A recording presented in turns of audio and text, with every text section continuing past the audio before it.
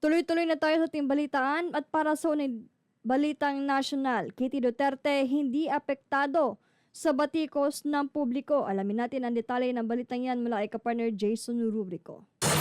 Mula sa ama na si dating Pangulong Rodrigo Duterte hanggang sa kanyang mga anak na sina Congressman Paulo Duterte, Vice President Sara Duterte at Davao City Vice Mayor Sebastian Duterte, nabuo ang tinaguriang Duterte Brand of Leadership. Suportado sila ng milyong-milyong Pilipino sa bansa at maging sa iba't ibang panig ng mundo. Ngunit kasabay nito ay ang samut-saring batikos at paninira. Bagamat wala sa politika, naranasan din ng bunsong anak na si Veronica Kitty Duterte ang matinding public scrutiny mula pa noong kanyang kabataan.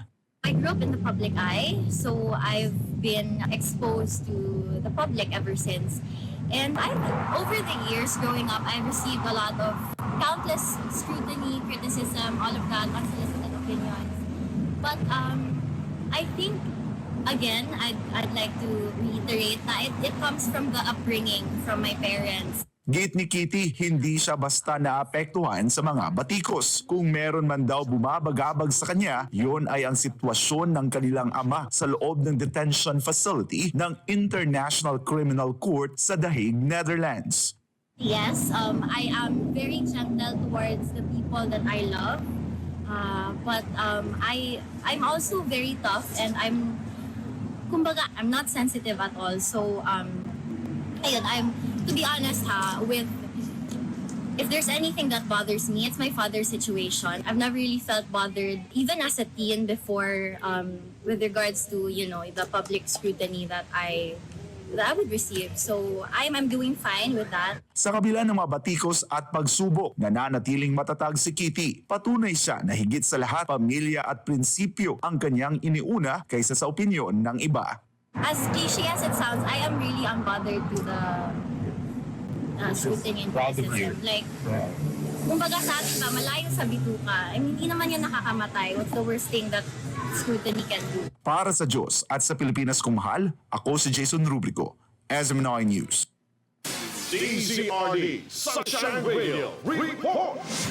Samantala, Secretary Lacson binatikos ang pahayag ng DPWH Sec Bunuan na isolated case lang ang ghost projects. Ang detalye sa balitan yan hatid ni kapartner Troy Gomez. Ayon kay Senador Panfilo Lacson, hindi ito simpleng hiwalay na insidente dahil may nakita rin siyang kaparehong anomalya sa iba't ibang bahagi ng bansa. Ibinunyag ng senador na iniutos niya sa kanyang staff ang paggawa ng case studies, hindi lamang sa Bulacan, kundi pati sa Pampanga, La Union, Oriental Mindoro at iba pang lugar.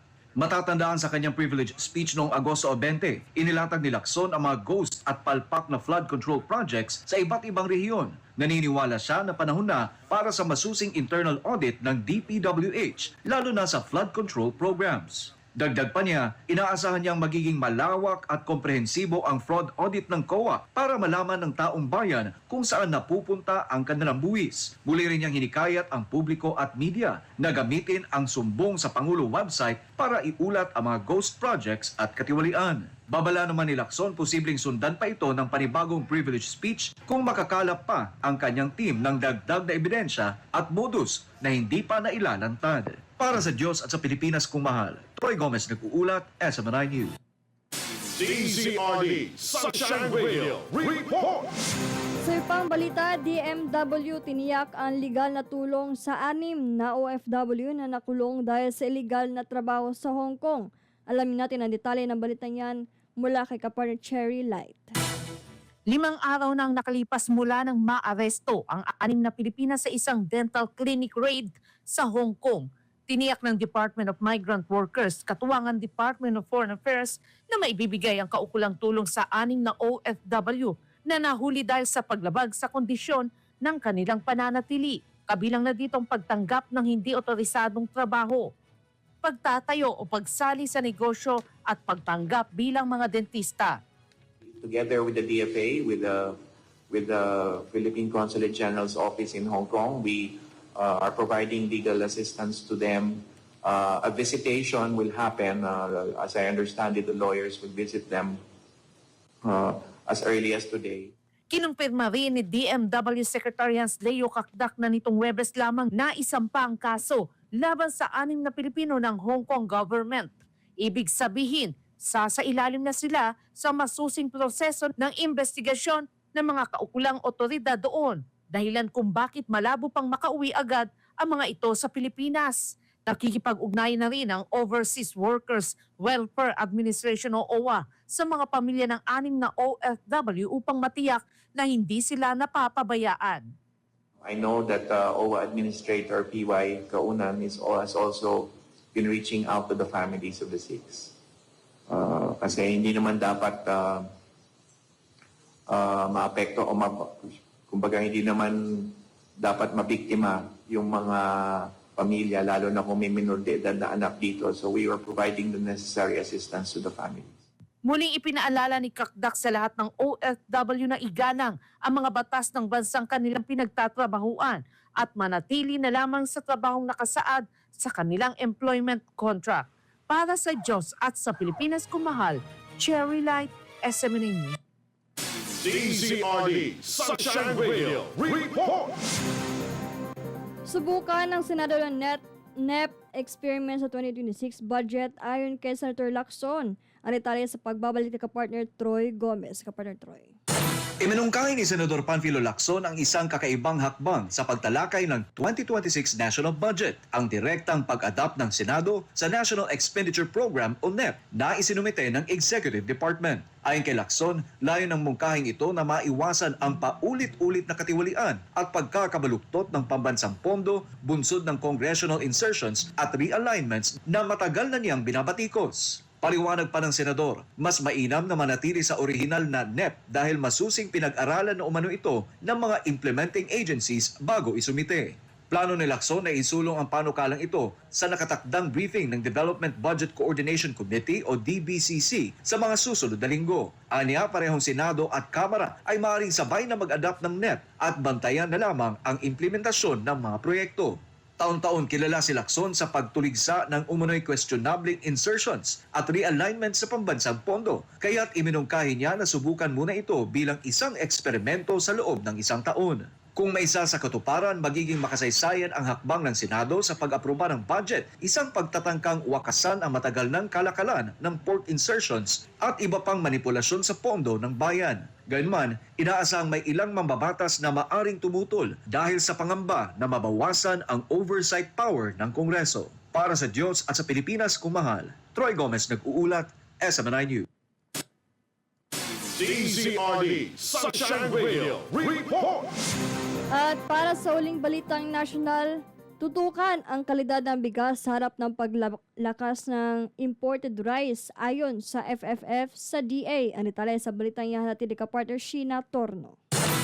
Sa obserbasyon ng Federation of Beef Farmers, mas pinipili na ngayon ng mga mamimili ang imported rice kaysa sa lokal.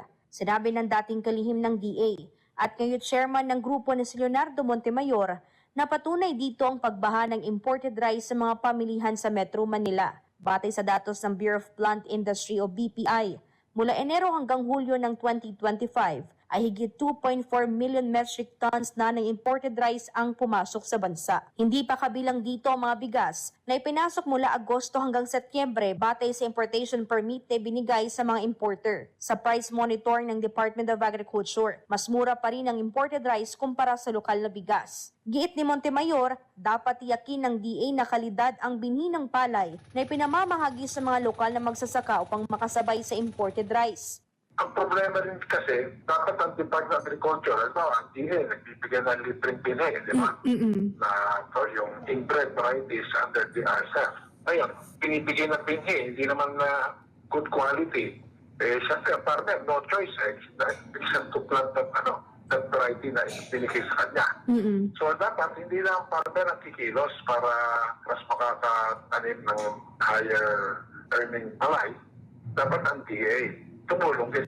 Dagdag pa ng dating kalihim, kailangan din magpatupad ng DA ng programang magtataas ng kita ng mga lokal na magsasaka, lalo na sa pagtatanim ng premium rice varieties. Kung maibibigay ang tamang binhi, tiyak-an niya na makakakompetensya ang lokal na bigas sa kalidad ng imported rice. Saka ang partner, ang kanyang tinitignan yung pagkakita. So, siyempre, ang kita, magdidepende talaga sa lalo nga presyo ng palay. So, I would say kung ang partner kasi kung alam niya, mas kikita siya sa higher quality rice, he is given the tawag dito, yung support to plant better rice varieties na mas mataas ang presyo, then handa silang pumasok sa ganyan.